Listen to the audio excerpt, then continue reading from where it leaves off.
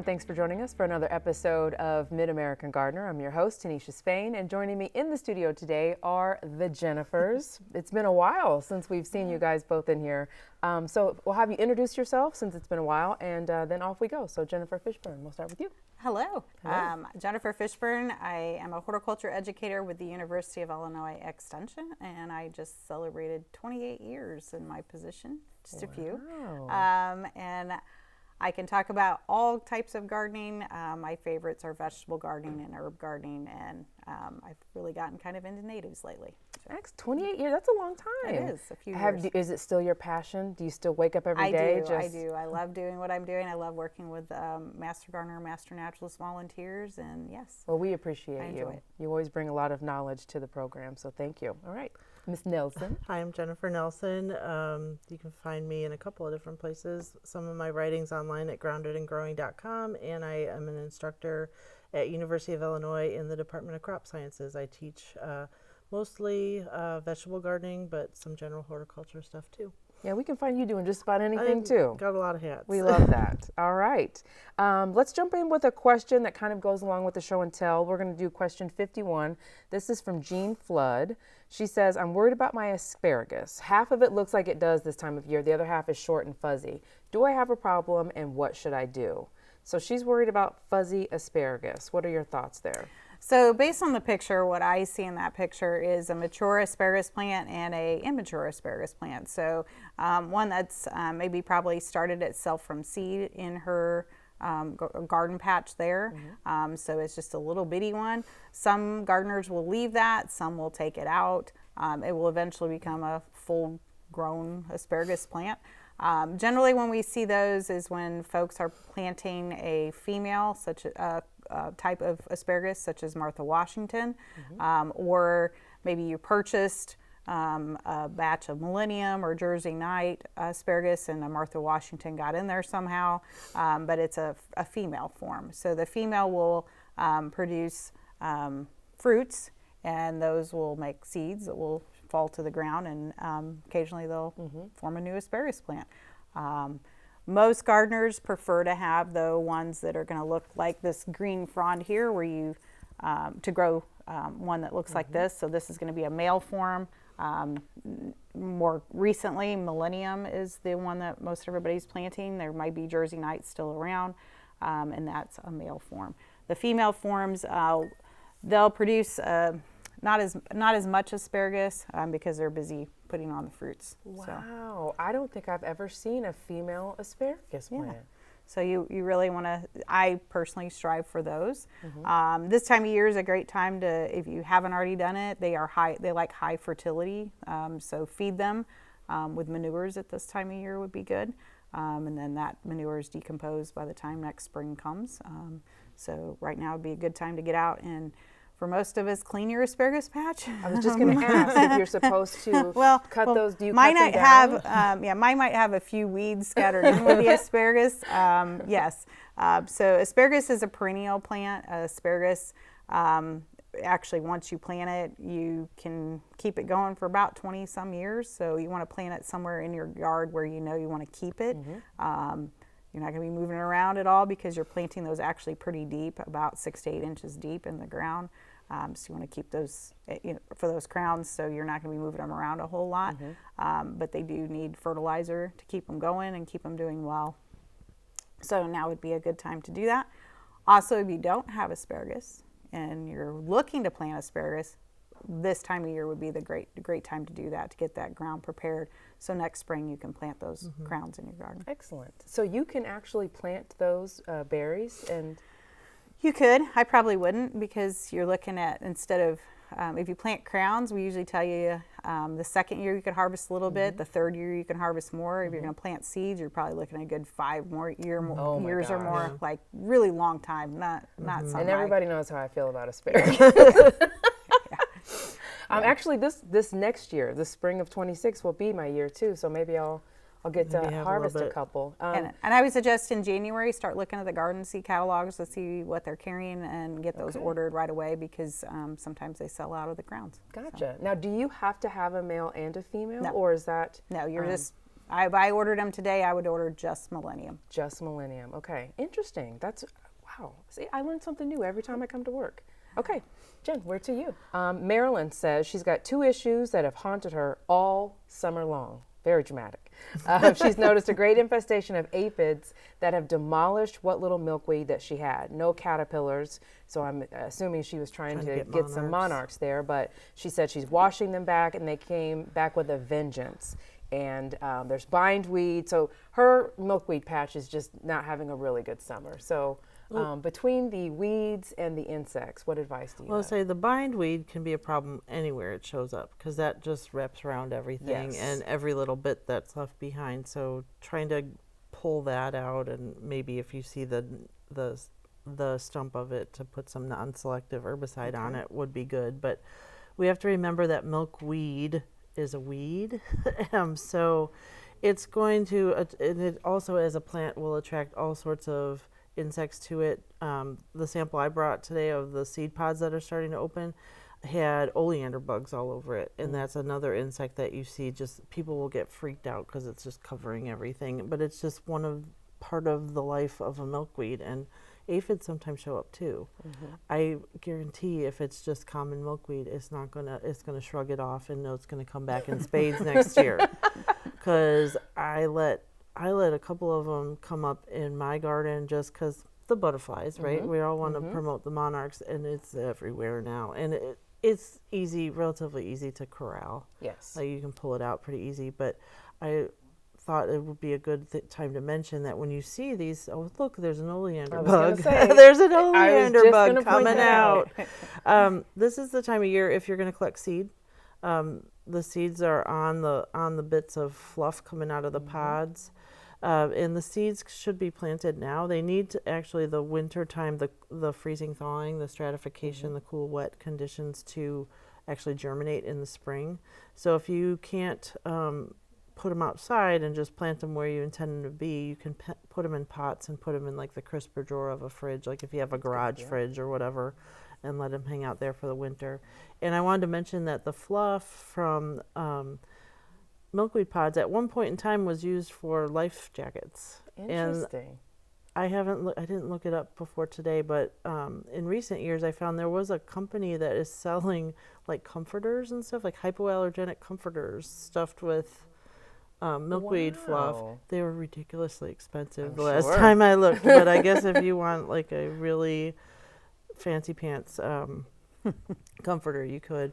Somebody asked me, because I dabble around with spinning, like making yarn, like could you spin this and make some sort of, I don't think it would spin very well because it's too slick, but it is. Maybe if you're bored this winter. Yeah, it is kind of a fiber that you could play around with. But yeah, here's more oleander bugs hanging out. So. Now, we see these growing on the highway, pretty much anywhere, but what are the best practices to get these to thrive in your landscape? Plant them? Plant them. I would say like set it and forget it. I literally, if there were aphids on my plants, I did not notice it. Yeah, like I said, those plants that she's struggling with this year will probably come back like multiple numbers more than what she had this year. I would not stress about it at all. You know, oh, go ahead. No, you were mentioning plant it and forget it. The only note of not caution, but observation that I've seen is I prefer to plant swamp milkweed or rose milkweed. It spreads, but it's a much easier controlled spread. But on that one, my key there is wait, be patient, because it does not emerge until mid-May or so most times in central Illinois. It's one that I actually, it didn't come up when the other plants came up the first year that I had it, and I actually went and dug it up and found out it was still alive. So it's a late emerger on the swamp milkweed, not necessarily on the come back. Oh, really? Yeah. Does it need more like high moisture? It likes a little bit more moisture maybe to get going, but mine's been pretty. Well, I'll have to try again. Yeah. Try again. So just be patient will be the key with some of our native plants. They come up a little bit later than others. Gotcha. A little hack that I learned from Kelly Alsop. She was one of our panelists here. I would put those in a bag or a bowl with some pennies and just shake, shake, shake, shake, shake. all the seed falls to the bottom, and you open the bowl or open the bag, the fluff flies off, and you've got the Nice. seeds in the bottom. So just, a note if you're wanting to store them and you didn't want to have all that floating Yep. through the house or the garage fridge. Okay, wonderful. Let's go on to your next show and tell. So kind of going along with the asparagus bed, but just in general around my yard, you might find just a handful of weeds coming up right now, or still up, I should say. At this time of year, if you were less than attentive to some of your weeds, I would highly recommend getting those pulled. If you can see here, just on this one little bitty piece, how many hundreds of seeds are on that. This is particular weed is lamb's quarter, and it can produce thousands of seeds on just one plant. So this is that's one plant and that's the other. You want to get a handle on those, because the old adage is 1 year of seeds equals 7 years of weeds, and in some cases it can be more than that. So if you've got a handful of these around, put them in a garbage sack. Kind of get rid of them. You don't want to be putting this in your compost pile. Oh, definitely You not. don't want that falling to the ground. So if you're less than attentive, or it's just been a little bit too hot, now would be a great time to go out and collect those and not let them self-sow everywhere. Catch back up, Yeah, because yeah. I am one of the folks who have been less than attentive. Same. I have to admit. Same. But it was just so dry. Now, with weeds this year, did you have a better or worse year with weeds with the drought and the? I think mine were the same. They're just persistent, because we had a good July. So Yes. as far as rainfall, so Yeah. once they get up and going, they get their roots in the ground. They're perfectly fine They're and established. content and happy. There's no pulling them out No, right now. I'm no. gonna have to just chop them. Yes. No. But like you said, get the seeds out of there. Yes, good Gotcha. good set of pruners. If you can't hand pull them, just and particularly with these, the lamb's quarter is an annual, so it means that this plant is just going to grow this year, and then next year we'll see whatever's produced from its seeds coming up. That's so a lot of seeds. with those, you don't have to get the roots out. You just got to get the plant cut down. Gotcha. Okay. All right. Get back out there and catch up on those weeds. All right. Let's move to purple tomato. All right. So I'm starting the process of saving seeds from my purple tomato, and like we said, that was the tomato that The only one really that did well in both of our yards. Yes. So it's still the water's kind of purpley, and the rest of it kind of looks like cherries. But I didn't think I had very many seeds, but they're collecting at the bottom of the jar. So this is for collecting tomato seeds. I just only have the cap on it because it stinks. And I didn't want it to dump in fermenting? my. Yes, it's Now, fermenting did you very well. did you have them? I have them. And just dumped them in there with water. And kind of squished the insides out and just Gotcha. dumped it in there with water. I usually, if I can find screen, I didn't have any screening, so a paper towel, something that will let air in but keep like flies out. I used a cheesecloth. I Yeah, think, whatever last you year. have. But I didn't want to put this like this in my car, so I put the I can. don't blame you. 'Cause Ugh. the stench. So you want it to get good and ripe, and nice layer of mold would be fine. Really stinky, like a forgotten tomato in August out in the garden, because the pulp that's on the seeds is actually a germination inhibitor, and that's to the tomato's advantage. You don't want those seeds to start in August when the tomatoes are rotting on the ground. They have to weather that inhibitor away so that they can grow in the spring. So once this is nice and moldy and gross, I will put this through a strainer, and I'll be able to retain the seeds, and I'll rinse them off, and I'll put them, usually I put them like on a paper plate and just kind of spread them out and let them dry.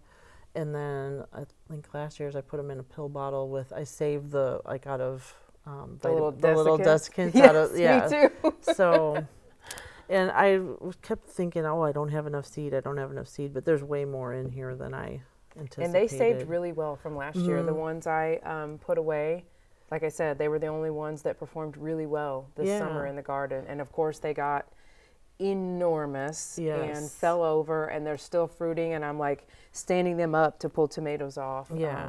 I just finally waved the white flag and yanked them. I have them in a container, but everybody Gotcha. I know that put them in the ground, they're gigantic. And I'm excited. Supposedly the company is coming out with a larger purple tomato for next spring, so I will be buying that if that shows Keep up. us posted. Yeah, because they're quite fun. Now, how long does it take for that to get the yuck and the mold? And like, when do you Like- know it's time to dump it I and just kind of look at it, and if I scoop one out and you can feel that there's no goop on the seed anymore. If it was hot out, I'd say like a week, 10 days, but I don't know, this week the temperatures are a little lower. Gotcha. Until I remember to do remember, it. yes. Is that the reality? And then just dump them in a strainer or something. Yeah, hose 'em. if there's any big chunks on the top, I'll take that out. But then what's left, just put it through like a fine mesh strainer. Gotcha. Okay. Wonderful. All right. Let's go to question 43. This is about rhubarb. This is from Lois. She says, I have 2 plants of rhubarb that are thinning out. Some stalks are normal size, but some of them are only pencil size. When is the best time to split the plants? Is it fall or spring? So, what is the answer? So to answer her question, the best time to divide rhubarb is in the spring. I would say you could also sometimes do it in the fall, but this year You can get a Good shovel luck. in the not ground. getting shovel in the ground. So Yeah. next spring would be the optimum time to do that. The question I would have back to her though is what are her fertility practices? So again, rhubarb is a perennial plant that you plant it, leave it alone. It usually can stay in the same spot for many, many years. Pretty content, but you have to feed it. So the best way to feed it is usually with composted manure. So if you have access to composted horse manure, or rabbit manure, cow manure, to put that on the ground now in the fall to feed those roots. They do need a heavy fertility. So that could be the cause of the pencil thin. Also divide, too crowded could as well, but a lot of times that's more of a fertility issue. Interesting. And I've seen some, I had a neighbor growing up that had an enormous rhubarb patch. They can live, like you said, for years and years and years, as long as you take care of them. Yes. When you see them sort of start to die out, do they usually die out from the center or like from the outer edges? If you start to have trouble, like when do you know, I guess, is a good time to divide them? Will you see some death in the center? I don't know. For the most part, I haven't been that lucky. My plants will just gradually get a little bit bigger each year, and I've not divided them. Oh, okay. The biggest problem I see is more when I don't feed them enough. Gotcha. That you see that. But yeah, you'll know. But your patch, I mean, your crown itself your plants should continually get a little bit bigger each year. And if it's not, then it's more of a fertility than it is. Gotcha. Being Okay. too big of a plant. All right. Let's go to what you've got in the vase there. Just quickly wanted to mention this is a good time of year if you've got some herbs growing outside before you get a frost or a heavy freeze to go out and cut some of those off, put them in a vase, change that water every couple days, and if you enjoy your fresh herbs, you could continue to use those in your cooking for several weeks. As long as you're changing this water out at least 2 or 3 times a week, just put new water in there. Otherwise, it can get a little slimy and they won't do as well. But this is a great thing to do with basil. I didn't have any to bring to show, but basil's a really, really good example of how to keep that going. And I know Jennifer's kept it going for months before. For a while. Yeah, and basil will start to show cold damage even before we hit freezing. So when we get down into the low 40s and high 30s, you'll start to see black on the basil. It's kind of a diva, so bring it in. She does not like a chill. No. Not like a chill. Speaking of which, we can kind of get into that a little bit. As we're sort of getting to the point where we need to be bringing our houseplants back in. So let's just talk about some housekeeping items. Temperature-wise, when do we need to worry about them or just start deciding when it's time to bring them back in? Usually about 50 degrees at night. Anything past below that, you want to get your houseplants indoors. Start thinking about it. At least moving them into the garage for the evening so it doesn't get too cool. But the main thing with houseplants is if you've left them outside is bringing them in and doing lots of inspecting before you take them in. Very carefully. I like the garage method of kind of Yes. staging it because Yes. let those critters show themselves in the garage, not in your living room. I once brought a gigantic praying mantis into the house this way. Cat had a great time. I bet. But I've heard I horror. brought a frog in before. I had a frog come in, a toad. I'm sorry, it was a toad. I brought a frog to a program recently that I did with medical students. It came from the greenhouse. We had no idea there were frogs in the greenhouse. So Yeah, I've done it.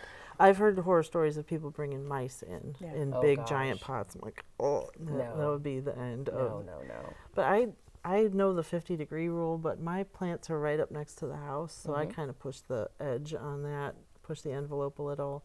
I have left out like Christmas cactus until the bitter end, like until it's a frost warning, because that cold temperature and the shorter days is gonna push more flower buds. And I will tell you, I've screwed that up, and I've lost. Gambled a I've little. gambled a little too hard on that, and I've lost plants. But if you can leave those, make those the last thing you bring in, usually rewards you. But I think the key is inspection of the plant Inspection, materials. very Inspection. careful I inspection. do use those. At the end of the summer, I start to put in those granules, Oh, the yeah. bonide. Just just because. I mean, if you've got a lot of plants, you don't want to get into a situation where No. there's an infestation. And you can do like the yellow sticky cards too, and that will kind of help if anything emerges while it's indoors. Just again, keep pets and kids in mind, because my curious cat got one stuck to him, and that was. I bet that was an adventure. Yes. And we've still got a few more minutes left. I just want to chat with you guys about how your own gardens were doing this year. We talked about tomatoes being kind of lousy, but Jennifer, is there anything that did well or not so well for you this summer, and anything you may have learned? Okra did really well in my garden this year because okra likes the heat and it can tolerate the drought. Okay. So it did super well in my garden this year. I mean, about average. Yeah, we'll leave it there, I think. 'Cause, the peppers did really well. Had lots of jalapeno peppers. We just haven't been very good at using them, but we had a lot of jalapeno peppers. Green beans, tomatoes, cucumbers, not so much, because we live in the country and we're on a well, and you have to make the decision if you want to take a shower or water your plants kind of sometimes. So not quite that bad yet, but we're getting there. It's we're getting in a dire straight situation here where I hope we get some rain soon. A lot of rain. This is or going we're to be not- hard going into yeah. winter. We're going to lose a lot of stuff over the Yeah. winter if we don't get rain. Interesting. So are we talking like established perennials? Yes. Really? Yes. So, okay, let's talk about that a little bit. How will you know? So will you see the damage going into the winter, or will you see it in the We'll see spring? it in the spring. Whether or not We'll it. see it in the spring. So the main thing is if you've got particularly any newer planted trees or shrubs, those are where I would start with my watering practices if you're limited. If we don't get some good rains, really good Like soaking rains, soaking. you need to be watering your trees and shrubs going into the ground freezing. Particularly anything planted in the last 3 years, though they will be hit the hardest. Or anything evergreens. Okay. Yeah, because they're going to want, when we have those random warm days, warmish days in the winter, they're going to be trying to photosynthesize. And if they don't have water. And we're not talking about just kind of like how you water your annuals. When you're watering trees, this is like 15, 20 minutes Yeah, of Yeah, just deep, letting thorough like waterings. Interesting. I didn't know that it could affect, something more established if we were Definitely. fighting those Definitely. conditions. Wow. Okay. Well, ladies, thank you so much for coming in. Oh, I didn't ask you about your garden. Sorry. How did your garden do? How did things I was fare? hoping you'd you'd move skip on. me. Nope. You must share your shame too. My shame. So I built beautiful new raised beds this Yes, summer, I which I remember you saying was that. telling everyone about earlier. And the soil I ended up using is terrible. And I had these ridiculous radishes that were in the ground for like 2 months. And like radishes normally are done in a month, right? They were literally like this big. Oh wow. I put like my garden glove next to them. Like it's just sad. was a It was bad like Barbie year. sized radishes. It was a bad But year. the mix, I just need to improve the soil. Gotcha. I used the soil mix that the company recommended, and it just was not quite where it needs to be. So like a true gardener, I'm going to say wait till next year, and Yes. gardener/Cub fan. See, we love when you guys have issues too, because it makes us feel better about ourselves. When the experts make mistakes or have a bad growing year, there's hope for the rest of us. Life happens to us too. Yeah, yes. Well, thank you, ladies, so much for coming in and everything that you brought. I appreciate it. And thank you so much for watching. If you've got questions for our panelists, you can send those in to yourgarden@gmail.com Or you can look for us on socials. Just search for Mid-American Gardener. You can send your questions there. Thank you so much for watching, and we will see you next time. Good night.